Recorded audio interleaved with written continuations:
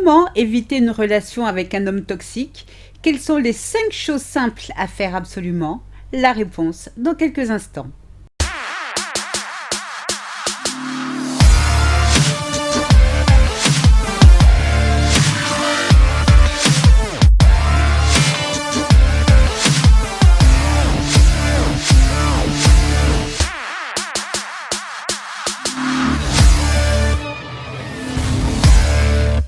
Bonjour à toutes et bienvenue dans le 11e épisode de Mon bonheur, ma responsabilité, le podcast des femmes célibataires qui ont décidé de dire bye bye aux relations de merde.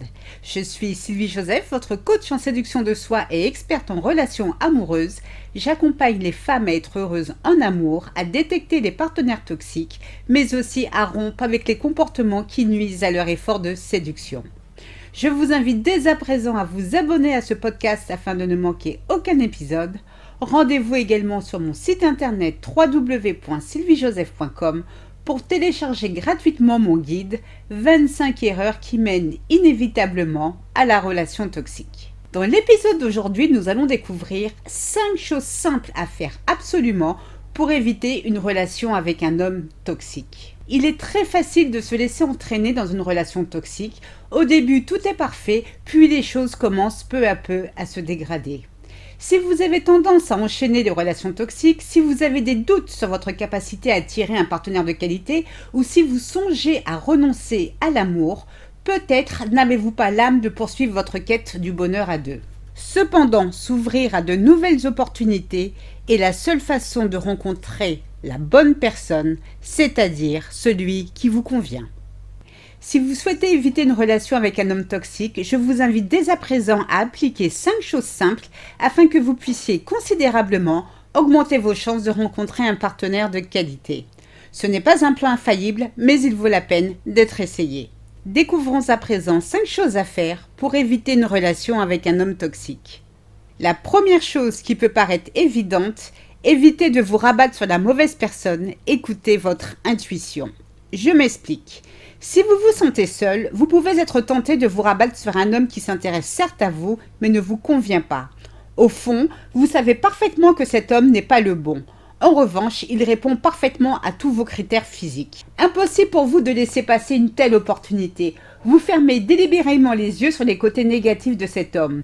Vous essayez de vous persuader qu'il pourra s'améliorer. Et puis surtout, vous êtes en mesure de pouvoir le changer en grande sauveuse que vous êtes. Bien que vous soyez consciente que cet homme ne soit pas le bon, vous avez tout de même besoin de vérifier l'évidence. Vous démarrez une relation avec lui qui vire rapidement au chagrin d'amour. La deuxième chose à faire, cessez de vous confier rapidement. Quand vous avez un bon feeling avec un homme, vous avez envie de papoter des heures avec lui, de vous laisser aller. Vous êtes si à l'aise que vous vous confiez à lui. Vous lui révélez des choses personnelles liées à votre passé. Vous lui dites « C'est étrange, d'habitude je ne suis pas si bavarde. J'ai l'impression de te connaître depuis des siècles, or en réalité on vient à peine de se connaître. » Eh bien justement, vous avez raison, c'est bien étrange. Loin de moi l'idée de vous rendre parano, mais finalement, savez-vous à qui vous avez affaire? À Barbe Bleue? Au Prince Charmant? À Fantomas? Les manipulateurs et les pervers narcissiques maîtrisent avec brio l'art de vous faire parler.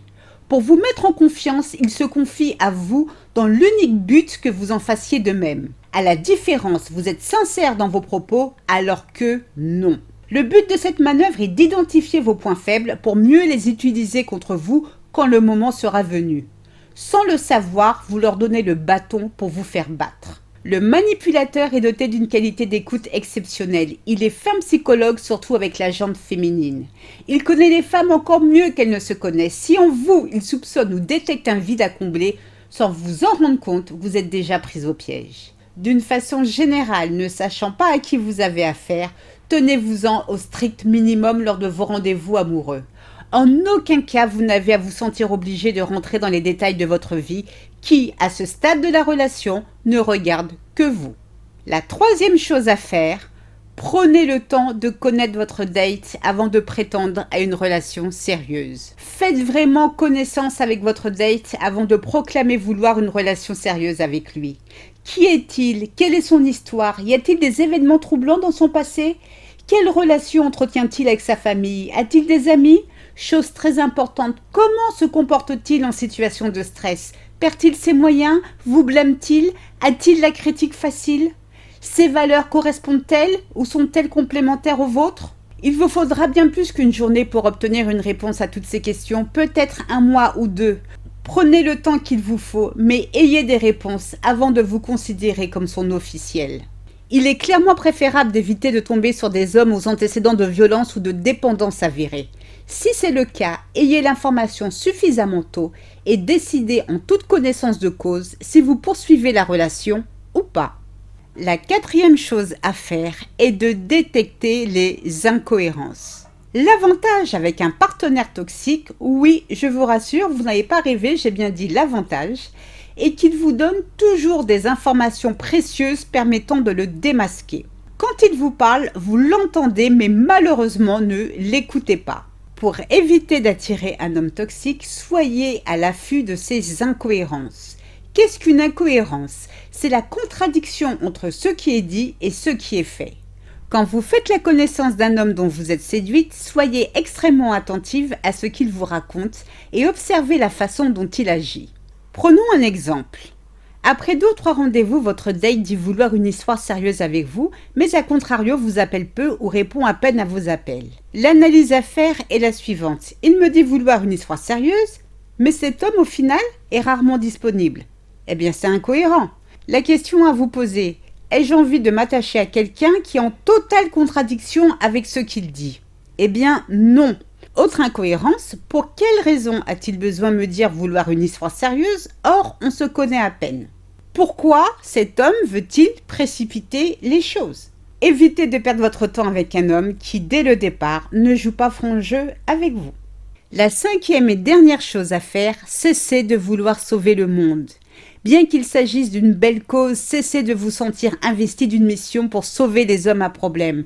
Vous vous amourachez d'hommes qui portent de lourdes valises émotionnelles suite à leurs relations passées. Naïvement, vous pensez être celle avec qui ils trouveront le bonheur pour toujours, celle qui les remettra sur pied. Vous allez réussir ce que son ex n'a pas su faire. Malheureusement, tout cela est peine perdue. Vous ne pouvez pas sauver quelqu'un qui ne le souhaite pas. Ces hommes ne veulent pas être sauvés. Ils se confortent dans leur rôle de victime. Ils comptent sur vous pour s'occuper d'eux ou pour vous manipuler. Je suis d'accord, un homme avec de lourdes valises émotionnelles peut tout à fait s'avérer être l'amour de votre vie. Dans ces conditions, attendez qu'il cicatrise lui-même ses blessures du passé avant de commencer quoi que ce soit avec lui. Les relations peuvent parfois être difficiles, c'est juste une réalité de la nature humaine, alors inutile de les compliquer avec un homme toxique. Attirez un amour sain et chérissez-le. Pour faire des choix de relations positives, faites confiance à votre cœur et à votre esprit. Sachez tirer les enseignements de vos relations passées. Faites de votre vie sentimentale un succès en prenant dès à présent les mesures qui s'imposent pour vivre la relation extraordinaire dont vous avez toujours rêvé. Je vous souhaite le meilleur. C'est ainsi que se termine ce podcast. J'espère qu'il vous a plu. Si c'est le cas, je vous invite à vous abonner, à liker, à le partager. J'en serai ravie.